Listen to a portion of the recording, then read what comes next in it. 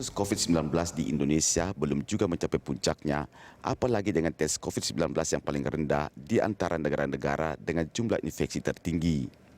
Tingkat kepositifan di Indonesia yang mengukur berapa banyak orang yang dites mengidap virus naik menjadi antara 11% dan 25% pada Agustus 2020 dari antara 7,7% dan 21% pada Juli 2020.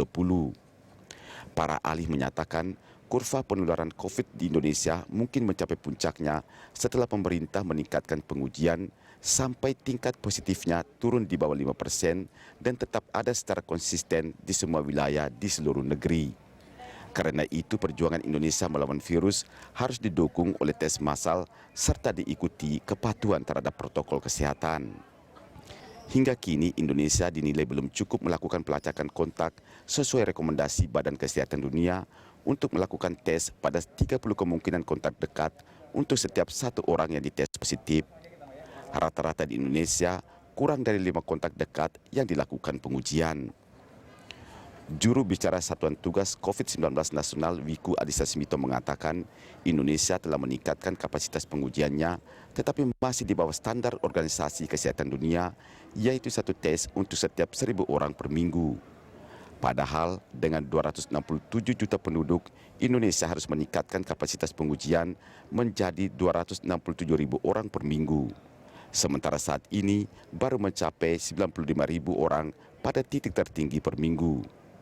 Ahli epidemiologi Universitas Indonesia Pandu Riono menyatakan kurva epidemi Indonesia diprediksi baru boleh mendatar tahun 2021. Pandu menyarankan pemerintah segera mengganti peralatan pengujian berkapasitas rendah dengan yang berkapasitas lebih tinggi yang sepenuhnya otomatis membutuhkan lebih sedikit operator.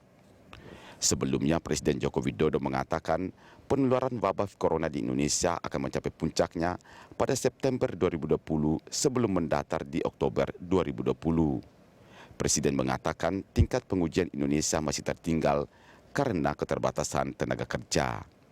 Lalu, kapan terjadi puncak COVID di Indonesia? Tim Liputan Berita 1 Jakarta.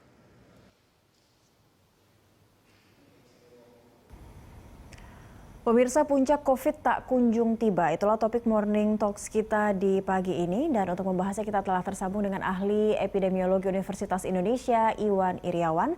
Dan seperti biasa kami juga mengundang Anda untuk berpartisipasi dengan menghubungi kami melalui nomor telepon yang tertera di layar televisi Anda sesuai dengan topik kita pagi ini. Saya sapa dulu narasumber saya, ada Pak Iwan Iryawan melalui sambungan Zoom. Selamat pagi Pak Iwan. Selamat pagi.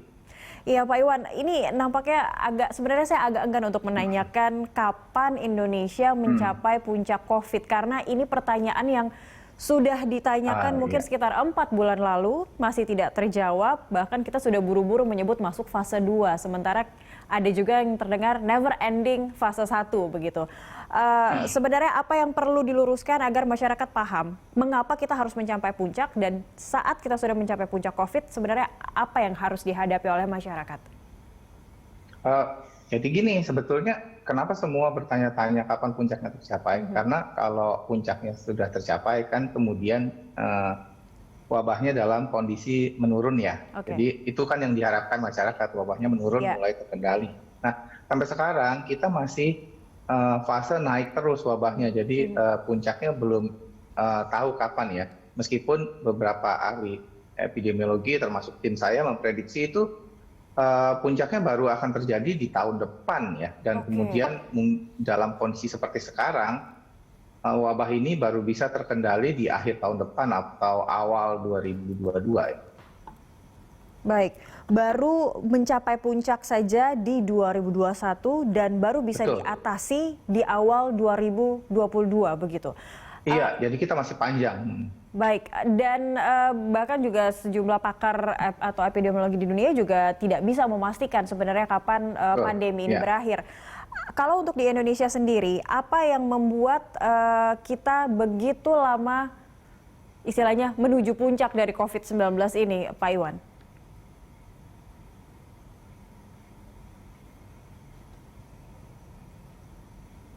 Ya, Pak Iwan, mendengar suara saya? Iya betul. Jadi gini, yang jadi masalah di Indonesia itu adalah sebetulnya kita udah tahu kan COVID ini bisa dikendalikan wabahnya dengan perilaku kesehatan yang baik, yang mencuci tangan, memakai sabun, kemudian memakai masker dan menjaga jarak. Nah, itu belum dilakukan dengan baik dan dengan cakupan tinggi di masyarakat Indonesia. Nah, kalau dari penelitian dan simulasi yang terbaru, pakai masker aja ya salah satu, itu dibutuhkan 85% orang pakai masker yang di luar rumah, baru kita bisa mengendalikan epidemi.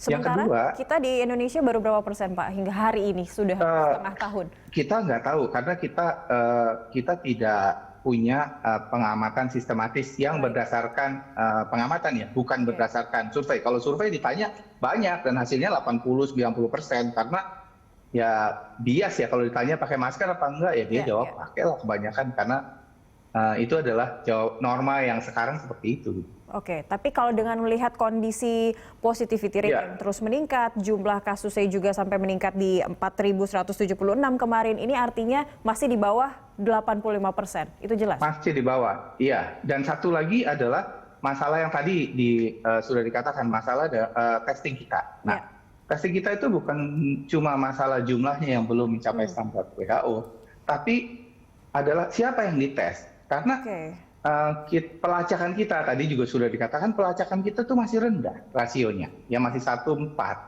Nah, padahal itu mestinya 1/10, bahkan 1/30 gitu ya rasionya.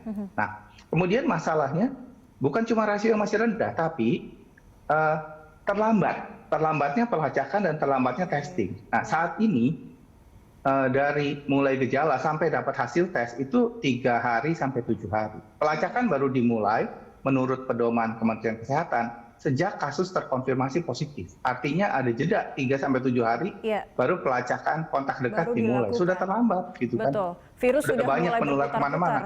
Iya, betul.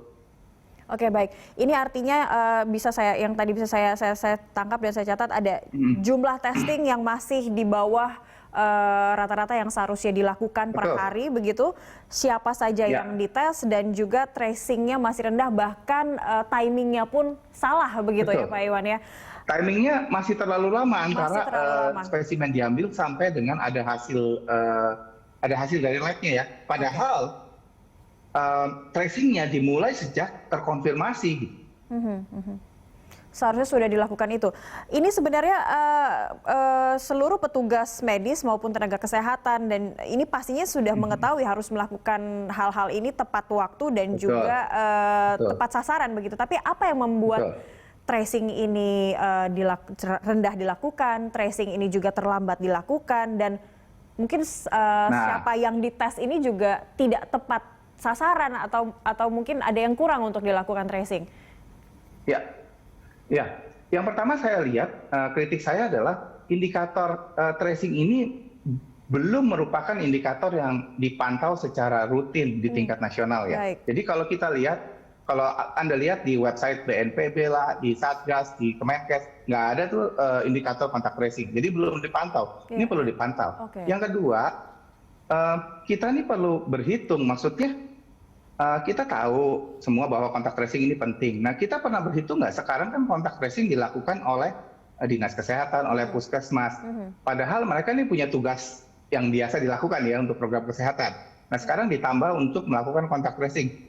Cukup nggak SDM-nya? Kalau nggak cukup, artinya harus ada usaha penambahan SDM dong untuk kontak tracing. Kalau nggak, ya nggak akan tercapai. Oke, jadi mungkin maksudnya yang ingin Anda kritisi adalah biarkan petugas kesehatan atau petugas medis dan dokter melakukan pekerjaan mereka untuk menyembuhkan, sementara tracing sebenarnya bisa dilakukan oleh personil lain begitu, atau pihak lain yang membantu mereka. Betul.